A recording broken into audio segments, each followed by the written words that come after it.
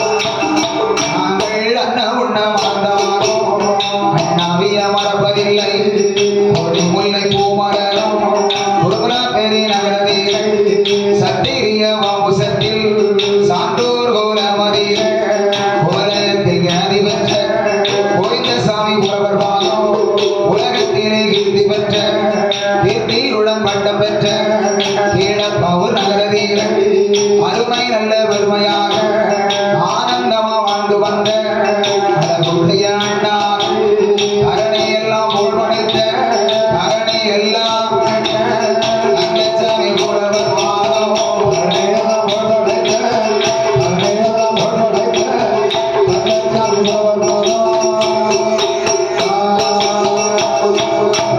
அல்லி மலர் பூமலர் அல்லி மலர் பூமலர் அரியப்புறம் நகரவில் அருந்த வல்ல பொருந்த வைக்கும் அழகுடைய அண்ணா எனக்கு பக்கத்தில தான் இருந்து பலகதைகள் சொல்லி தந்த வாசத்தோடு கலங்கி வந்த பாடகலிங்கம் புலவர் பாலும் செவந்தி மலர் பூமலர் சிவகாமி புலமதிகள் சேரும் நல்ல சிறப்புடன் சிறப்போடு வாழ்ந்தவரா வெள்ளிசையில் உயர்ந்தவரா வீரத்தில் சிறந்தவரா வெள்ளிசையில் பட்டம் பெற்ற வெள்ளிசையில் விஜயராஜ புலவர் பாலும் வெள்ளிசையில் பட்டம் பெற்ற வெள்ளிசையில் பட்டம்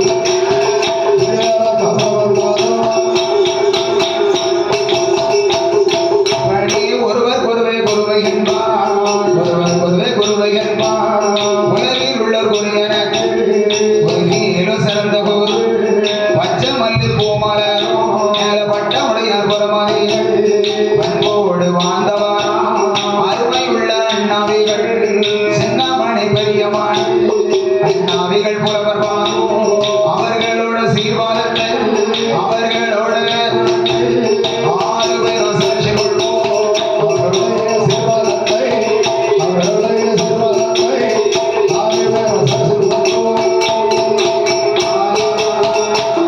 நாங்கள் 6 வித்தை கற்றவர் 6 வித்தை கற்றவர் கையை கட்டி வணங்கிடுவோம் 6 வித்தை கற்றவர் கொடு அடிபணிவோம் 3 வித்தை கற்றவர் முன்னார் என்று வணங்கிடுவோம் 3 வித்தை கற்றவர் 3 வித்தை முடி வணங்கி நமஸ்கரிப்போம் 3 வித்தை கற்றவர்க்கு 3 வித்தை கற்றவர்க்கு முடி வணங்கி நமஸ்கரிப்போம் எங்கள் குருவினோட சீர்வாதம் கொண்டோம் சரசிர்மானே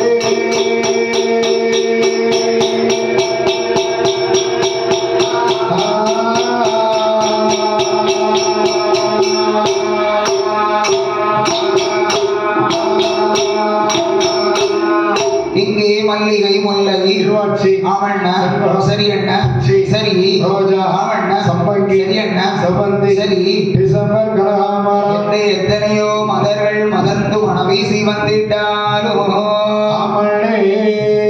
நம்முடைய மாநகரமானது எப்பேற்பட்ட நலம் முதல் என்று கேட்டார் இது எப்பேற்பட்ட இடமண்ணா பாலுலகம் போல் படைத்த பாலுலகம் போல் படைத்த பள்ளங்கடல் மாநகர் அருமை நல்ல பெருமையாக ஆனந்தமா வாழ்ந்து வரும் இந்த வாழ கட்டும் வந்தரில் வந்திருக்கும் சபையோர்கள் சேலை கட்டும் வந்தரில் வீட்டிருக்கும் தாய்மார்கள் நான் அறியாத சிறு குழந்தை ஆதிரப்பி ஓடுவேன் அறியாமல் நான் செய்திட்டாலும் தாங்கள் பெற்ற பிள்ளை போலே தாங்கள் பெற்ற பிள்ளை போலே தயவு காக்க வேண்டும் அம்மா தாங்கள் பெற்ற பிள்ளை போலே தாங்கள் பெற்ற பிள்ளை போலே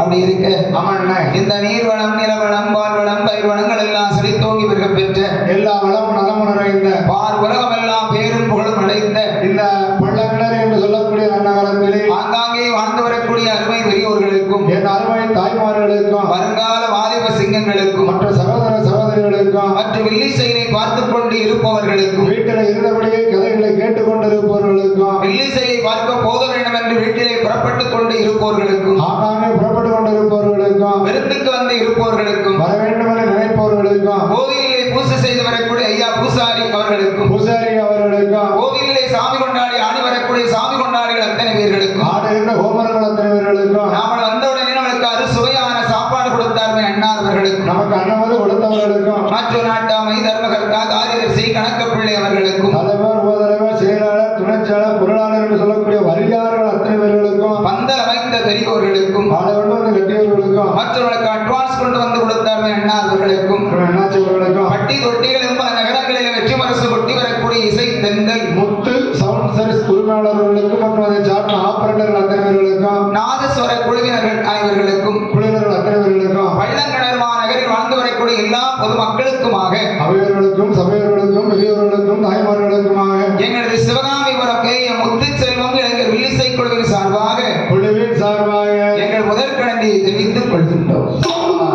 நாங்கள் பாடுகின்ற பாட்டிலும் சொல்லுகின்ற வார்த்தைகளிலும் சொல் குற்றம் பொருள் குற்றம் இசை குற்றம் கலை குற்றம் எந்த ஒரு குற்றம் குறைகள் இருந்தாலும் யாதொரு குற்றமுறைகள் இருக்கின்ற பொழுதிலும் நாங்கள் பெற்றெடுத்த குழந்தைகள் ஒரு தவறு செய்தாலே எவ்வாறு ஆதரித்து காப்பீர்களோ எவ்வாறு ஆதரித்து காத்துக் கொண்டிருப்பீர்களோ அதை போல எங்களையும் ஆதரித்து காக்கமுடிய தாழ்மையுடன் கேட்டுக்கொண்டு இசை நிகழ்ச்சி ஆரம்பிக்க இருக்கின்றோம்.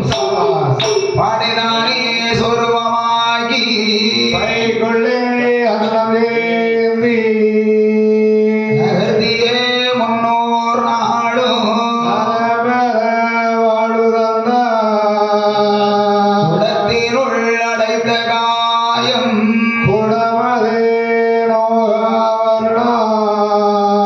கற்பகமாய் விளைதீர்க்கும் கருவாகன பிள்ளையார் தும்பிக்கை துணை நமக்கே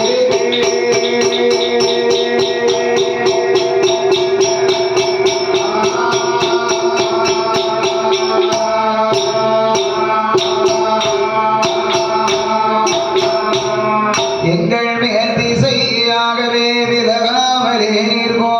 வீர சங்கிலி முதத்தார் காவலில்லை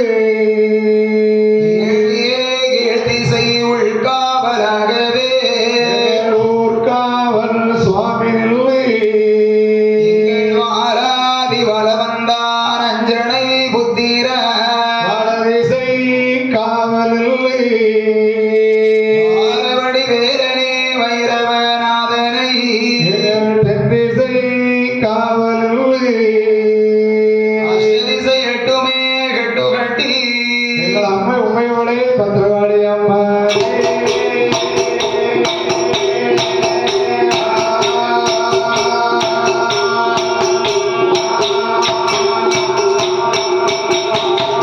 தானே தன்னம் தானனை தன்னோ தானித்தோம் தானனை தன்னோ மலையரசன் திருமக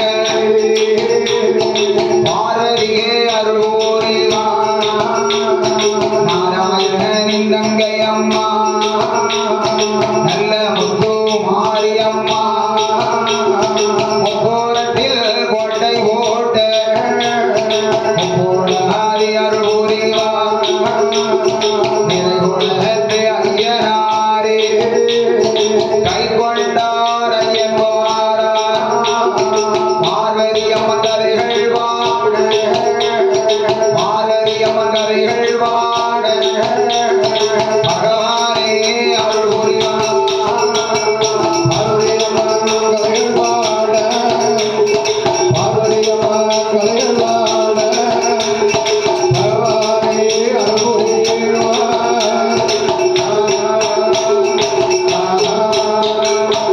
அப்படி இருக்க அமல்ல இந்த நீர்வளம் நிலவளம் பால்வளம் பயிர் வளங்கள் எல்லாம் செழித்தோங்கி பெருக பெற்ற எல்லா வளமும் நலமும் நிறைந்த வள்ளங்கணறு என்று சொல்லக்கூடிய மாபெரும் பட்டணத்தில் வாழ்ந்து வரக்கூடிய மக்கள் அனைவர்களையும் முள்ளு மறியாமல் முடிந்த வாடாமல் காத்து வரக்கூடிய கண்ணண்ட தெய்வமாக இருக்கக்கூடிய எல்லாம் வல்ல இறைவன் எங்கள் ஐயா அகிலமெல்லாம் பேரு புகழ் படைத்த ராமச்சந்திர பூமான் என்று சொல்லக்கூடிய ஐயா பெருமாள் சுவாமி ஐயா பெருமாள் சாமி அன்னை லோகமாதா சீதா லட்சுமி தேவி இளையபெருமானாப்பட்ட லட்சுமண பெருமாள் அஞ்சனையால் வெற்றமகன் அனுமந்த பாலகன் ஆண்டானாப்பட்ட ஆதி சிவபெருமான் அன்னை ஆதிபரா சக்தி அம்மா ஆனைமுகன் கணபதி முருகப்பெருமான் வள்ளியம்ம தெய்வ யானை அமண்ணே மற்றும் ஐயா கருப்பசுவாமி அமண்ணே அனைத்து தெய்வங்களும் நிறைந்திருக்கக்கூடிய இந்த ஆலயத்திலே இந்த அரியபெரிய ஆலயமானது பெருமாள் சுவாமிக்கும் மற்றுமுள்ள பரிவார தெய்வங்களுக்கும் இது என்னன்னா இன்று முதல் நாள் திருவிழா சரி சிறப்பான முறையிலே ஐயாவுக்கு நடந்து கொண்டு இருக்கிறது. சிறப்பு சிறப்பு வெளி சிறப்பு இந்த பொன்னான நேரத்தில் இந்த நல்ல நேரத்திலே நாங்கள் இப்போது பாடக்கூடிய கதையானது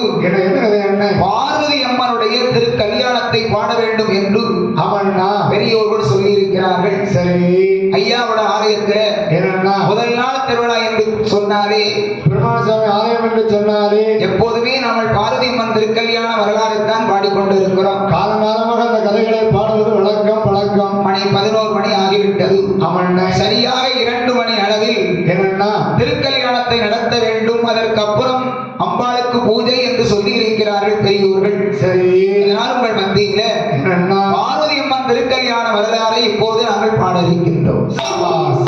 வருபவெல்லாம் எந்தோ மனதிலே வட்டம் செய்து ஒருவிதம் பணிந்து நிற்க உகந்திட கருணை தாங்க வருவதா ஏடாய் கட்டி பாரதம் எழுதி சேர்த்த ஒருவரர் மூர்த்தியின்ற குழந்தையை போற்றினோம்.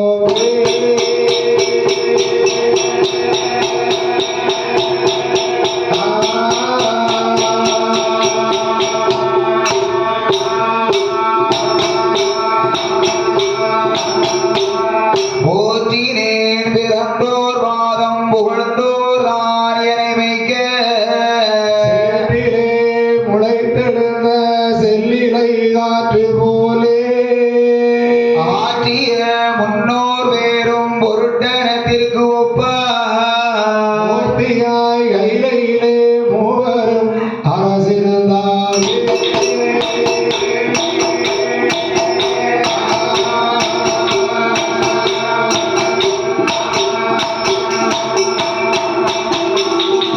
இருந்தனர் கைலை மீதில் இயல்புடன் பரதற்காக வருந்திய சிவநாதம் மங்கையை பிறவி செய்து திருத்தவே உமையாளும் சிவனார்தான் கைலை விட்டு கருங்கடல் மீதிலுற்ற காவியம் பாடலுற்றோம்.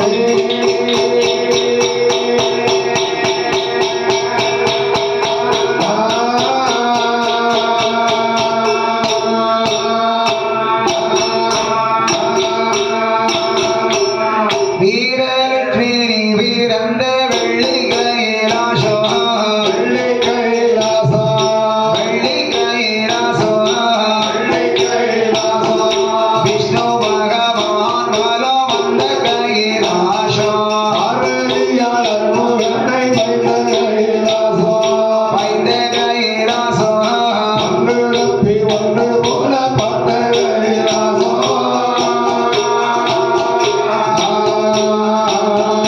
அடியவர்கள் இருதயத்தில் ஆடுகையிலாசோ ஆட கைலாசா, ஆடுகையிலாசோ ஆட கைலாசா, அன்று முதல் அரசிருந்த நின்ற கைலாசோ அடிய வல்லருக்கு கண்ட கைலாசா, கண்ட கைலாசோ காதலுக்கு முத்த மத்தி காணி கைலாசா.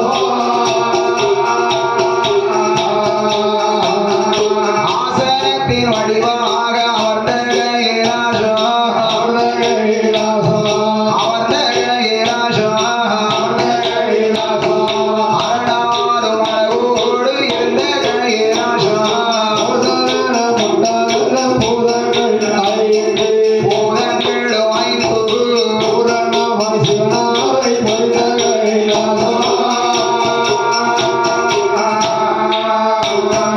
எட்டு மாலை 7 கடல் 7 புவனம் ஏழு புவனம், 7 புவனம் ஏழு புவனம், இத்தனைக்கும் அச்சாணி ஒத்த கைலாசோ பர்வதத்தின் மேலே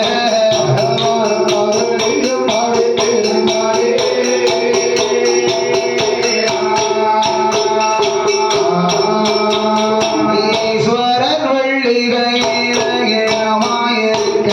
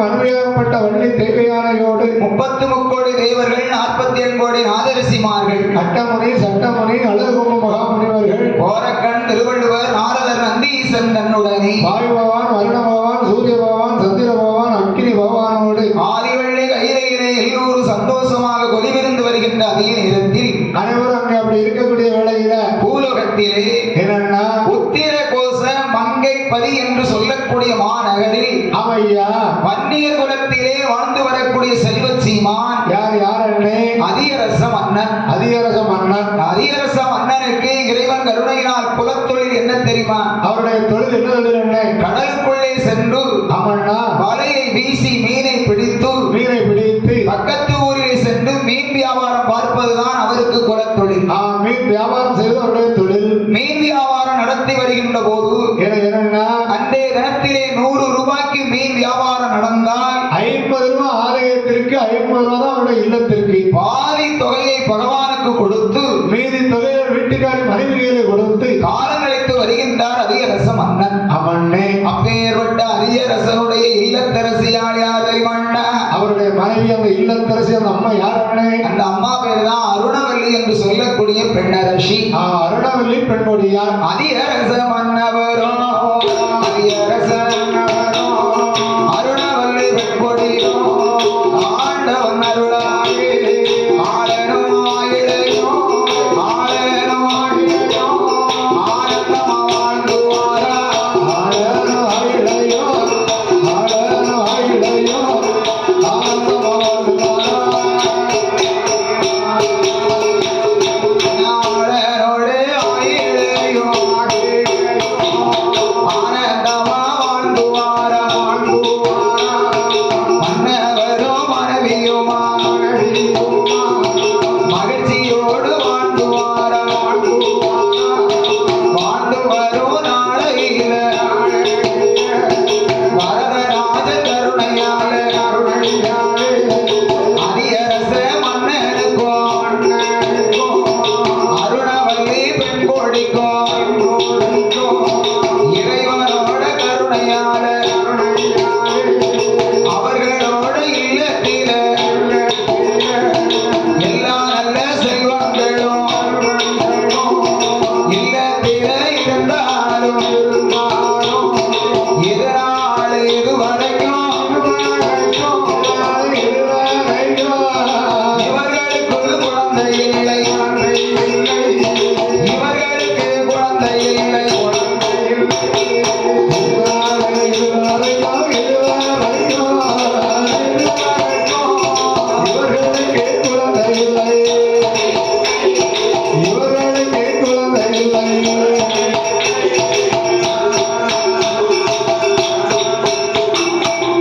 அதிகரச மன்னரும் அருணவல்லி என்று சொல்லக்கூடிய தாயானவளும் கணவனும் கண்ணியமாக காலம் கழித்து வருகின்ற போது மன்னவரும் தெய்வமாக மனம் மகிழ்ந்து வாழ்ந்து வருகிற பொழுது ஆண்டவன் கருணையினால் அனைத்து செல்வங்கள் அரண்மனையில் அவர்களுக்கு இருந்தாலும் என்னன்னா இறைவன் அருளாலே இவர்களுக்கு குழந்தை பிறக்கவில்லை.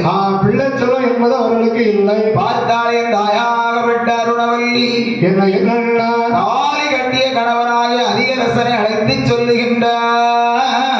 என்னன்னே எங்கடவராஜம் மன்னா எங்கடவராஜம் மன்னா யஜமான ரஜகிரி நமக்கு கல்யாணம் தான் முடிந்து இதனாலே இதுவரைக்கும் என்னோட திருவயத்தில் குழந்தையது வரக்கலையே என்னவாவோ நாவல் செய்தோம் எதனால குழந்தை இல்லை ஆசம் மன்னா நேசம் மன்னா ஆசைக்கு உகந்த மன்னா அருணவல்லி வார்த்தை கேளோ நமக்கு ஆடு இருந்து என்ன செய்ய மாடு இருந்து என்ன செய்ய சொத்து இருந்து என்ன செய்ய சுகம் கிடைச்சி என்ன செய்ய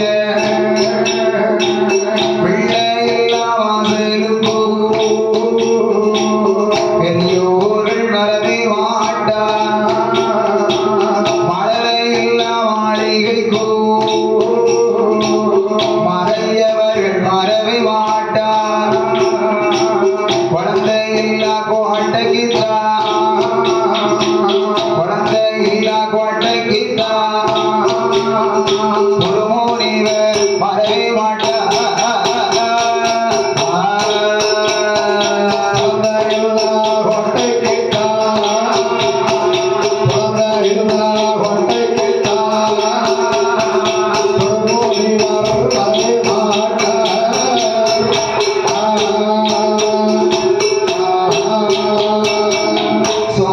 ஐயா கல்யாணம் முடிந்து பல நாள் பல வருட காலம் ஆகிவிட்டதே மன்னவா. ரொம்ப நாள் ஆகிவிட்டது ஐயா. என் வயிற்றில் இறைவன் இன்னும் ஒரு குழந்தையை கொடுக்கவில்லையே, நான் என்ன செய்வேன் என்று சொல்லி ஏங்கி மனம் வாடினாள் என் தாயாக விட்ட அருணவல்லி அம்மன். குழந்தை இல்லாத குறைகளை எல்லாம் கொண்டவரிடத்திலே கூறி அழுதாள் அம்மா. அப்ப சொன்னார் மன்னனாகிய அதியரசன் பெண்ணை அருணவல்லி, என்ன சாமி, குழந்தை என்பதோ நீ நினைத்தோ நான் நினைத்தோ கொண்டு வரக்கூடிய பொருள் அல்ல, அது ஆண்டவனாக பார்த்து கொடுக்கக்கூடிய வரப்பிரசாதம் அல்லவா. இன்னாருக்கு இன்னார் என்று இறைவன் ஒருவன் எழுதி வைத்திருப்பான் பெண்ணே. அவன் எண்ணி அணுவும் அசையாது அல்லவா. எழுதாத குறைக்கு அழுதால் தீர முடியாது பெண்ணே. ஐயா, கண் கலங்க வேண்டாம் அருணவல்லி, கவலை கொள்ள வேண்டாம் அம்மா. கடவுள் கருணையினாலே என்னம்மா நிச்சயம் நமக்கு குழந்தை பிறக்கும் என்று ஆறுதல் உரைத்தார் அதியரச மன்னன். கட்டாயம் கை குழந்தை கிடைக்கும் என்று சொன்னார். இதை காதில் கேட்ட அருணவல்லி சொன்னார், சுவாமி என்னம்மா, உங்கள் திருவாயினால் எனக்கு குழந்தை இருக்கும் என்று சொல்லி இருக்கிறீர்கள். கட்டாயம் கடவுள் கருணையினால் கை குழந்தை கிடைக்கும் என்று சொல்லி இருக்கிறீர்கள் சுவாமி. ஆனால் என் மனதில் ஒரு ஆசை இருக்கிறது சுவாமி. என்னம்மா ஆசை? என் வயிற்றில் வந்து ஒரு குழந்தை பிறந்தாலும் அந்த ஒரு குழந்தை பேர் கொண்ட குழந்தையாக எனக்கு கிடைக்க வேண்டும் தெரியுமா மன்னவா? எப்படிப்பட்ட குழந்தையாகமா கிடைக்க வேண்டும்? சாக்காலம் இல்லாத மார்க்கண்டே போர் பிள்ளை, சாக்காலம் இல்லாத மார்க்கண்டே போர் பிள்ளை, சம்பத்து வேறுகையிலா சொந்தி வந்த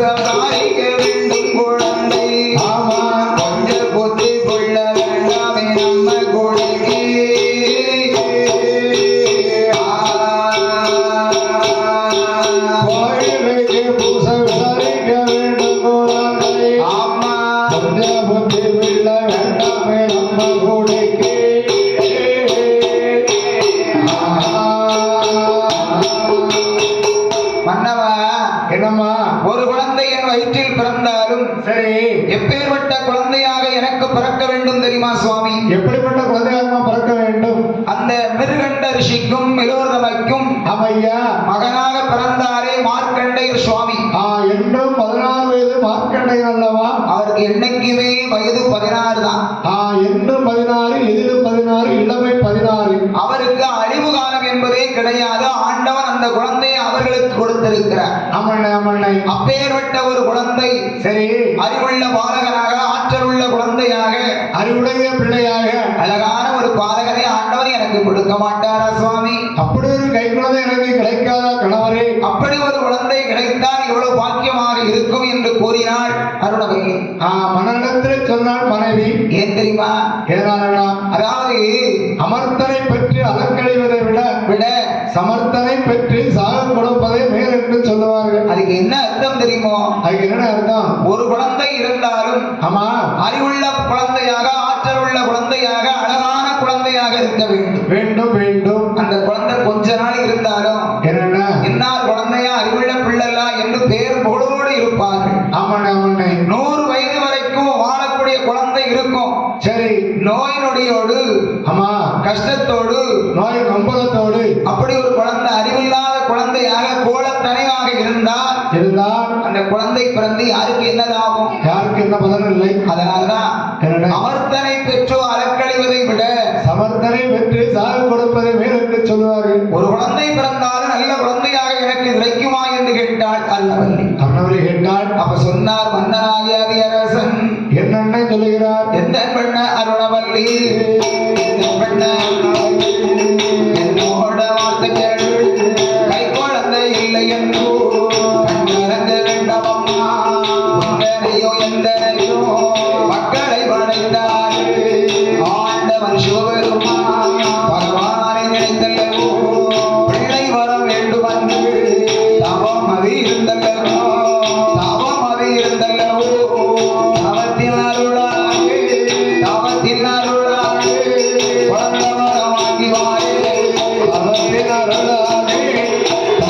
அருளாலே உன்னை வரவாகி வாரே.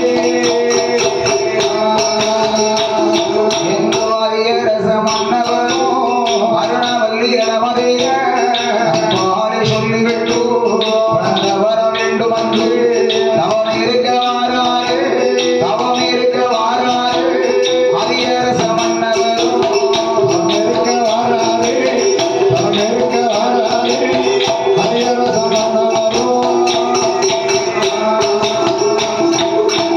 அருணவல்லி என்னங்க உன்னையும் என்னையும் உலக மக்களை எல்லாம் படைத்தாரே சிவபெருமான் இந்த அகில உலகத்தையே படைத்தாரே ஆண்டவன் ஆதிசிவபெருமான். இறைவனை நினைத்து தவம் இருந்து ஆண்டவன் நினைத்து அருணவசு இருந்து தவத்தின் வலிமையினால் நான் வரும்போது குழந்தை வரத்தோடு வருகின்றேன் நல்வரத்தோடு நாடு திரும்புகிறேன் அம்மா என்ற அருணவல்லி இடத்திலே அதியரச மன்னன் சொல்லிவிட்டு மன்னன் மனைவிடத்திலே சொல்லிவிட்டு ஆண்டவன் பகவானை நினைத்து தவம் இருக்க வேண்டுமே என்று என்னன்னா அலைகடல் ஓரமாகவே வருகின்றார் இந்த அதியரச மன்னன். அலைகடல் ஓரமாக வருகிறான் அதிகாரசன். ஏற்கனவே என்னன்னா அந்த மீனவர்கள் எல்லாம் மீன் பிடிக்க செல்லும் போது என்னன்னே அலைகடல் ஓரத்திலே ஆண்டவன் பகவானுக்கு ஒரு ஆலயத்தை அமைத்திருக்கிறார்கள். ஒரு சிவ ஆலயம் ஒன்று அங்கே உள்ளது. அங்கே சிவபெருமானுடைய பேரு மங்களநாதர் என்றும் அம்மன்னே ஆதிபராசக்தியுடைய பேரு மங்கள நாயகி அம்மன் என்றும் என்றும் ஆலயத்தை அமைத்து சரி மீனவர்கள் அந்த ஆண்டவன் பகவானை அடிபணிந்து வணங்கிவிட்டுத்தான் அன்றாட அடிமனித வணங்கிவிட்டுத்தான் அலைகடலுக்குள்ளே செல்வார்கள். மீன்பிடிக்க செல்வது வழக்கம். அன்றாட வணக்கம் வணக்கம். அந்த ஆலயத்தின் அருகாமையிலே வந்த அதிகாரச மன்னன் என்னன்னா ஆண்டவனை வேண்டிக் கொண்டு அதிகாரசன் தவம் இருந்தார் அதிகாரசன் தவம் இருந்தார்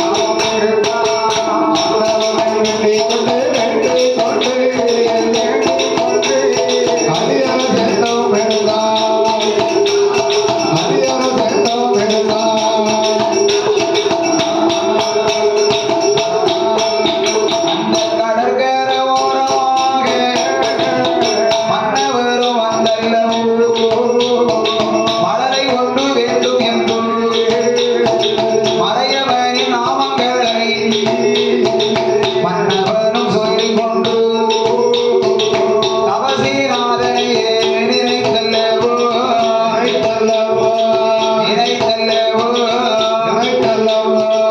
தவம் இருந்தாரே அதிகரசா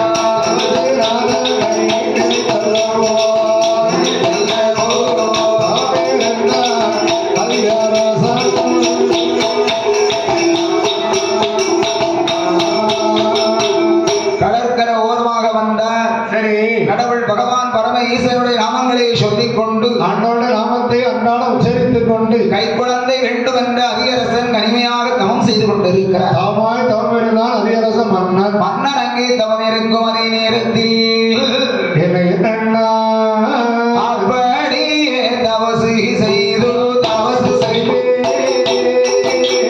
தவறு செய்தே.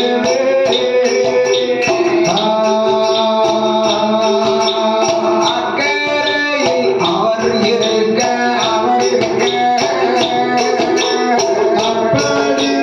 தவசு செய்து தவசு செய்தே. தவசு செய்து அக்கறையில் அவன் இருக்க அவன் இருக்க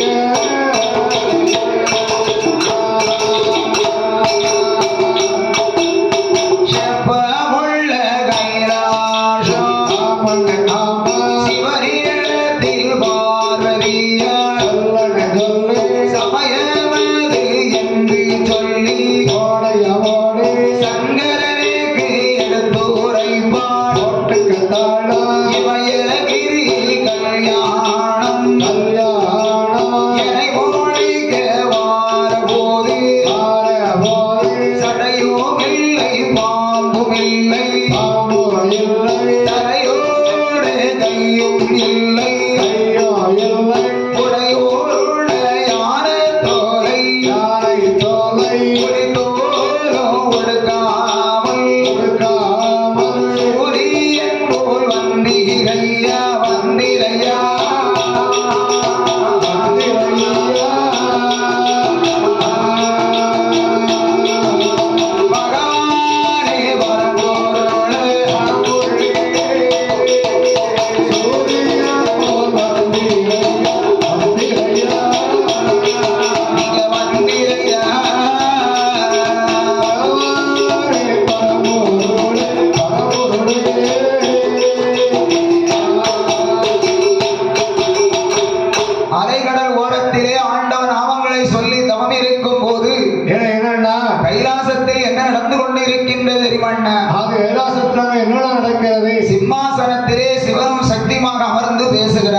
என்ன பேசுகிறார்கள்? பார்வதி சொன்னாள், பரமேஸ்வரா உங்களுக்கு ஞாபகம் இருக்கிறதா?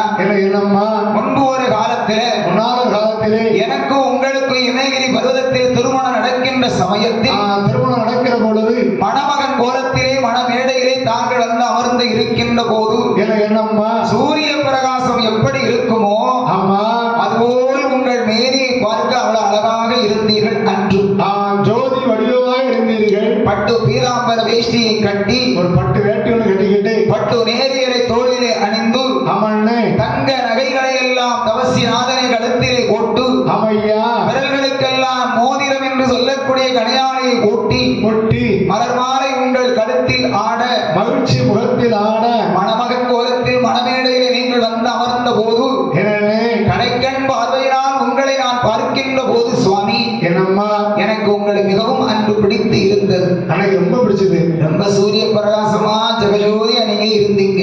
ஆமா ஆமா. கல்யாணம் முடிந்து வருடங்கள் அதிகமாக விட்டது ஆண்டவா. ஆமையா. ஆனா இப்போ எப்படி இருக்கிறீர்கள் தெரியுமா? எப்படி அம்மா? பிடிசாமல் அணிவது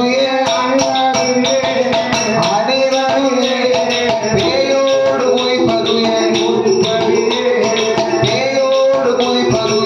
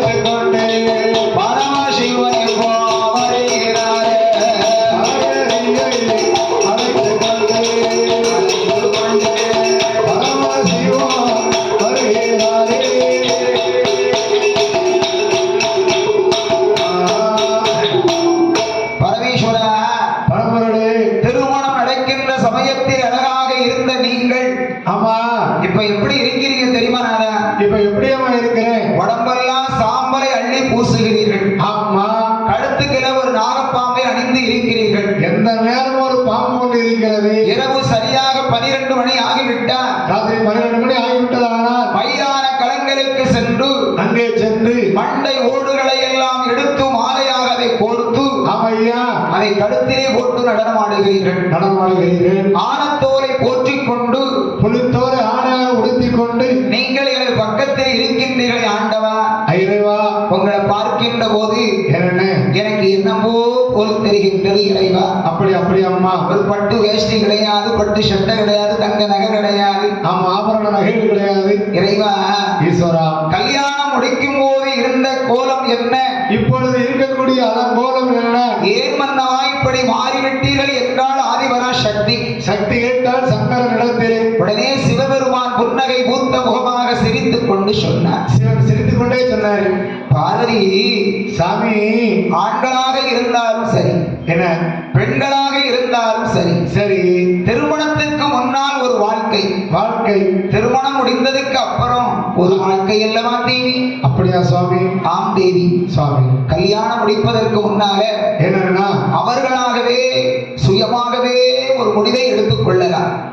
சுயமாக முடிவு செய்யலாம். ஒரு ஆண்களாக இருக்காங்கன்னு வைங்களேன், என்னென்ன இப்ப சாத்தாங்கலம் போயிட்டு வரணுமா, என்னன்னா மணி 11:30 ஆகுது. இப்போ ஆமா ஆமா, ஆண்களா இருக்கிறவங்க என்ன பண்ணுவாங்க, ஒரு டீ குடிக்கணும் அப்படின்னு நினைச்சாங்கன்னா உடனே வண்டி எடுத்துட்டு போயிட்டே இருக்கலாம். ராத்திரி 11:30 ஆகுது, ஆமா, இந்த நேரம் ஏன் போக வேண்டும், ஆமா, எதற்கு செல்ல வேண்டும் என்று நினைப்பார்களா? கடை இருக்குமா இருக்காத என்ன மாட்டாங்க, அவங்களுக்கு தூக்கம் வராது. உடனே 11:30 ஆனாலும் சரி, ராத்திரி 12 ஆனாலும் சரி, சரி, உடனே எழுந்து மெதுவா உடனே எழுந்து சரி வண்டியை எடுத்துக்கிட்டு உடனே டீ கடைக்கு போயிடுவாங்க. ஆனால் அதே ஆண் மகனுக்கு என்னன்னா திருமணம் ஆனதுக்கு அப்புறம், திருமணம் ஆனதுக்கு அப்புறம் உங்களுக்கு இந்த விவரம் தெரியல? தெரியும்லானே, உங்களுக்கு கல்யாணம் ஆயிட்டானே? கல்யாணம் ஆகல, இவ்வளவுதான் கல்யாணம். அப்படியா? ஒரு நேரம் கல்யாணம் ஆயிருக்கா? அது முன்னாடி. ஓஹோ, ஆமா. இப்ப முன்னாடி முன்னாடிதான் கல்யாணம் ஆகும். அப்படியா? எல்லாருமே முன்னாடிதான் கல்யாணம் ஆகும். நேத்து கூட மருமமா பேசிக்கிட்டு இருந்தாங்க என்கிட்ட, எங்க மாமாவுக்கு இன்னொரு கல்யாணம் முடிக்கணும், சரி பொண்ணு இருந்தா பாருங்க பெரியப்பா.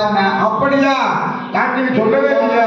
அந்தந்த நேரம் தான் சொல்ல முடியும். அதனால கல்யாணத்துக்கு முன்னாடி நீங்க எப்படி இருந்தீங்கன்னு உங்களுக்கு தெரியும். ஆமா ஆமா. கல்யாணத்துக்கு அப்புறம் எப்படி இருக்கீங்கன்னு உங்களுக்கு தெரியும். தெரியும். கல்யாணத்துக்கு அப்புறம் அதே ஆண் மகன், ஆமா, இதே மணி 11:30க்கு சரி எழுந்திருச்சு வண்டி எடுத்து, ஆமா, சாத்தாங்குளத்துல போய் ஒரு டீ குடிச்சிட்டு வாரீங்க, போக முடியுமா? கண்டிப்பா போக முடியாது. எங்க போறீங்கன்னு கேட்பாங்க. முதல்ல போறீங்கன்னு கேட்பாங்க. வீட்டம்மா உடனே வந்து வண்டியில சாவி எடுத்துருவாங்க. அவன் சாவி எடுத்துட்டு அதை வச்சு சண்டை நடக்கும். ஆமா ஆமா ஆமா. வீட்டுல விட கையை திரும்பி விடுவாங்க. சில வீட்டுல தெருவில் வச்சு சண்டை நடக்கும். சில அடிச்சுடுவாங்க. முதல்ல யார் அடிப்பாங்க? வீட்டுக்காரர் வீட்டுக்காரரு. அப்படியா? வீட்டுல அடிப்படுறாங்க.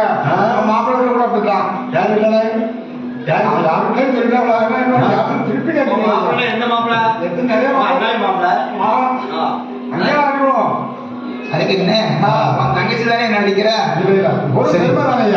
நினைச்சுக்கிட்டே இருந்திருக்காங்க. வீட்டுல இருந்து வரும்போது இன்னைக்கு கதை நடக்கும், எப்படியாவது இவனை 2 வார்த்தை பேசணும்னு பேசிட்டியா? இருக்கு அப்பா மாசக்கணக்கா இருக்கு. இல்ல இல்ல, இந்த ஒரு கதை 7 நேரத்துக்கு கதை படிக்க வேண்டியது. அப்பா பேசிக்கிறது நீ பேசிக்க, எவ்வளவு பேசணுமோ இன்னைக்கு பேசு. இன்னைக்கு ஒரு நாளைக்கு தானே என்ன பேச முடியும். அடுத்த நாளை மறந்துடுவான். சரி, அதனால பெண்ணாக பிறந்தவர்கள் உடனே அந்த ஆண்மகனை அழைத்து வாங்க, மணி 11 ஆகுது, இந்த நேரத்துல எங்கேயா வண்டி எடுத்துட்டு போறீங்க? எங்க போறீங்க? என்ன விசாரணை செய்வாங்க. உடனே அந்த ஐயாவை போக விட மாட்டாங்க. அதனாலதான் சொன்னேன் பார்வதி, என்னங்க, ஆண்களாக இருந்தாலும் சரி, பெண்ணாக இருந்தாலும் சரி, என்னம்மா, திருமணத்துக்கு முன்னால் ஒரு வாழ்க்கை, திருமணத்துக்கு அப்புறம் ஒரு வாழ்க்கை. முதலில் சுய புத்தி, இரண்டாவது சொல் புத்தி. தேவி, என்ன, கல்யாணத்துக்கு முன்னால் எப்படியெல்லாம் இருந்தோம் என்பதை கல்யாணத்துக்கு அப்புறம் நினைத்து பார்க்கலாமே தவிர எண்ணித்தான் பார்க்க வேண்டும். அதன்படி நடக்க முடியாது. அதுபோல் நடக்க வேண்டும் என்றால் முடியாது. இதெல்லாம் ஒரு கேள்வி கேட்கலாமா தேவி? ஊரக மக்களுக்கு நான் வழியிழக்க நேரம் ஆகிக் கொண்டு இருக்கிறதம்மா. காலதாம ஆகிறது தேவி. நான் சென்று வருகிறேன் என்று சிம்மாசனத்தை விட்டு எழுந்தார் சிவபெருமான். அந்த நாற்காலியை விட்டு நைசாக எழுந்தார் ஐயா. உடனே சொன்னாள் பார்வதி, சுவாமி கோபம் கொள்ள வேண்டாம். இன்னும் ஒரு கேள்வி என் மனதில் வெகு நாளாக இருக்கிறது. இது என்னம்மா கேள்வி இருக்கு? அந்த கேள்விக்கு நீங்க சரியான பதிலை சொல்ல வேண்டும் மன்னவா. என்னம்மா சொல்லுமா? சுவாமி, என்ன, உலகத்தில் உள்ள மக்களுக்கு எத்தனை பிறவி மன்னவா? இந்த உலகத்தில் அத்தனை உயிரினங்களுக்கு 7 பிறவி அம்மா.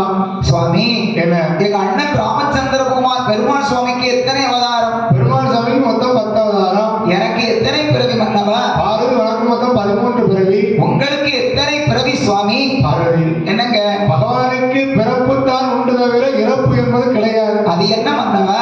என்னம்மா? பூலோக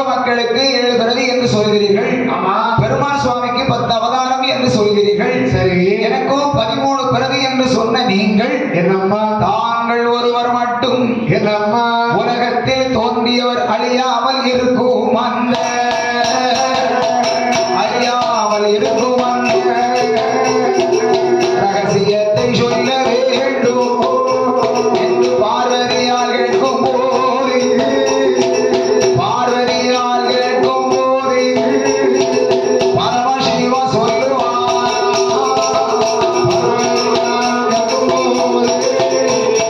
பார்வதியால் கேட்கும் போது பரமசிவா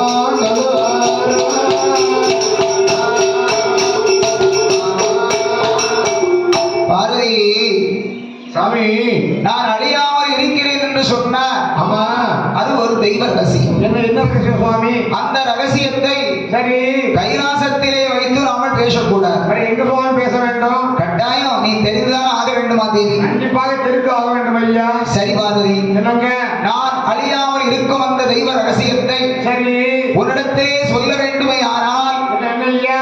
என் பின்னால் நீ வர வேண்டும் சரி ஐயா, வருகிறேன். என்று ஆமா இறைவனும் ஈஸ்வரி தேவியும் எழுந்தார். சரி நந்தி ஈஸ்வரன் என்று சொல்லக்கூடிய காளை வாகனத்தில் 2 பேர் அமர்ந்தார். சரி கைலாசத்தை கடந்து ஆமண்ணா பகவான் பாரதி 2 பேரும் நடுக்கடலுக்கு வந்தார். வந்தார்கள். எங்க வந்தாங்க? அது கடலுக்கு வந்தாங்க. நடுக்கடலிலே வந்து ஆமையா. இறைவன் ஒரு திரை வளைந்தார். சரி அந்த திரைக்கு ஆமா நந்தீசனை காவலாகவே அமர வைத்தார். அமர வைத்தார்கள். ஐயா நந்தி தேவா, என்ன ஐயா? திரைக்குள்ளே நானும் எனது தேவியும் அமர்ந்து பேச இருக்கிறோம். இருக்கிறோம் ஐயா.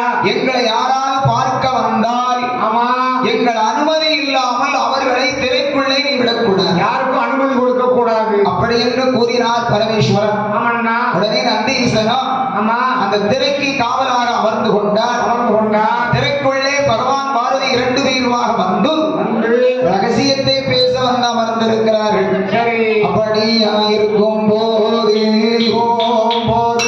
ஆதி வெள்ளி கையில ஆறுமுகன் எம்பெருமான் கைலாசம் வருகிறார். கந்த கடவுளே முருகன் கைலாசம் வர ஊதி அரியணையான வீர அம்மா அப்பா 2 பேரும் கையிறங்கானலையே கந்த கடவுள் பார்த்தாரே பார கணபதி இடமதில பால முருகன் கேட்குறார பால முருகனும்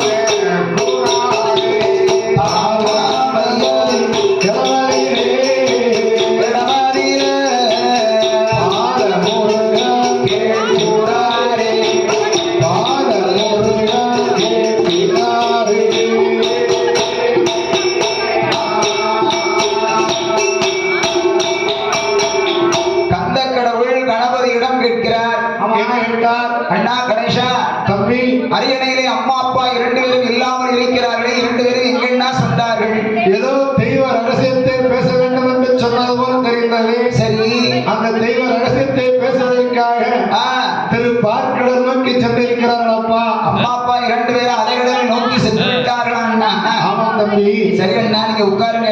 சரி நானும் அம்மா அப்பா என்ன பேசுகிறார்கள் என்பதை கேட்டு வருகிறேன் என்று சொல்லி ஆர கணபதியிடம் முருகப் பெருமான் கூறிவிட்டு அம்மண்ணே முருகன் எப்படி வருகிறார் தெரியுமண்ணா? அந்த முருகப் பெருமான் எப்படி என்ன வருகிறார்? வண்ணமயில் வாகனத்தில் வண்ணமயில் வாகனத்தில் வண்ணமயில் வாகனத்தில் வடிவேலோ வாராரே வடிவேலோ வாராரே.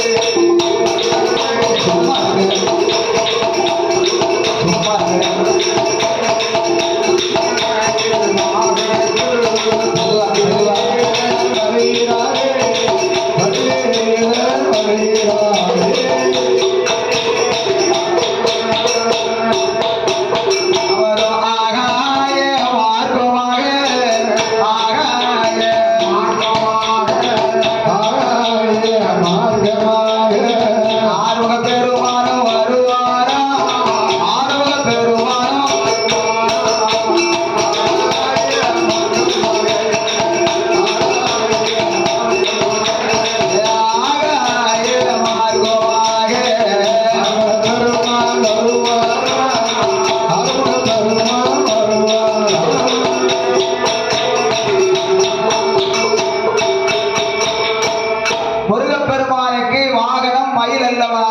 ஆமண்ணே.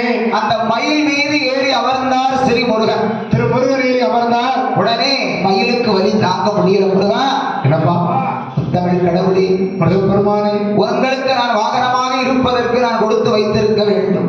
ஆமா மயிலாக இருந்தாலும் இவ்வளவு வேதனை எனக்கு நீங்க கொடுக்கலாமா? அப்பா மயிலாக இருப்பது யாரு?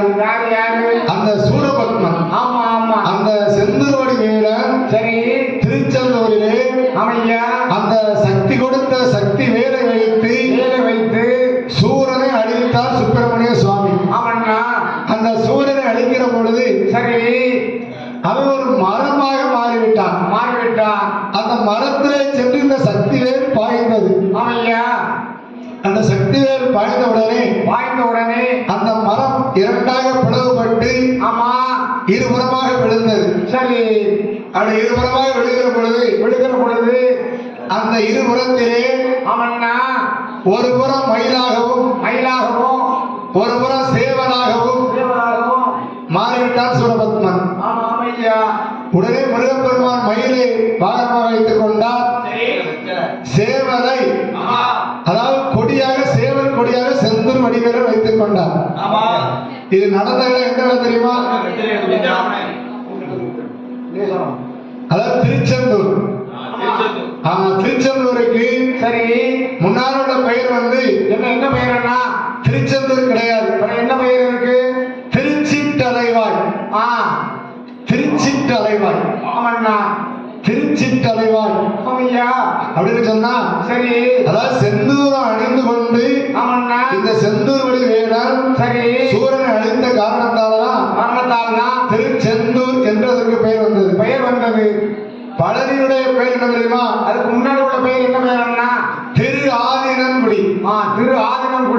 திரு ஆதினன்குடிதான். ஆமா பழத்திற்காக முருகப்பெருமான் கோவித்துக் கொண்டு என்ற காரணத்தாலே சரி பழம்